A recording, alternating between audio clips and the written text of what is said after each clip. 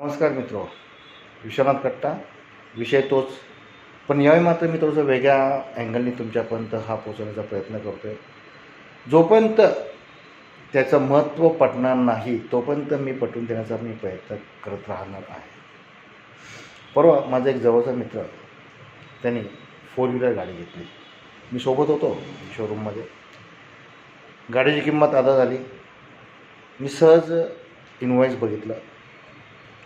सर्वसाधारणतः 9.25 लाख रुपयाची गाडी होती. इन्शुरन्सची किंमत, गाडीच्या इन्शुरन्सची किंमत होती 26-27 हजार रुपये. एक्झॅक्टली आता माझ्या डोक्यात नाही ते फिगर. खूप छान वाटलं. मी त्याचं अभिनंदन केलं. आम्ही दोघं बसलो आणि गाडी त्यांनी चालू केली. मी त्याला म्हटलं, तुझा इन्शुरन्स? नाही, माझ्या इन्शुरन्सची काय गरज आहे? म्हटलं मेडिक्लेम? रे नाही. Personal action policy? नाही रे, या अशा गोष्टी मी नाही करत. अरे वा, आज तू 8.5-9 लाख रुपयाची गाडी घेतोस आणि त्या गाडीचं इन्शुरन्स करतोस. तुझी किंमत काय बाळा?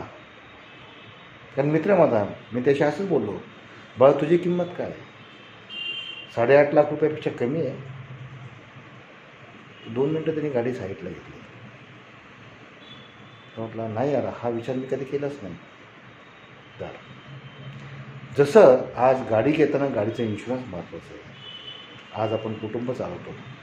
आपलं कुटुंबातील जी व्यक्ती आहेत ते पूर्णपणे आपल्यावर अवलंबित आहेत. मग आपण स्वतःला जर सुरक्षित केलं, आर्थिकदृष्ट्या सुरक्षित केलं, आपण टर्म प्लॅन घेतला, आपण हेल्थ प्लॅन घेतला, आपण वैयक्तिक अपघात विमा घेतला, तर आपलं कुटुंब सुरक्षित राहील ना.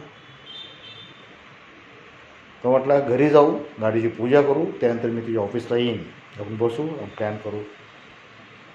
या शनिवारी आम्ही भेटतो आहे. थँक्यू मित्रो. खूप महत्त्वाचा विषय म्हणून मी प्रत्येक वेळी हा विषय पुढे करून येतो. पुन्हा एकदा राय सर्व्हिसेस आपल्याला सेवा देण्यास अतिशय तत्पर आहे. Thank you very much.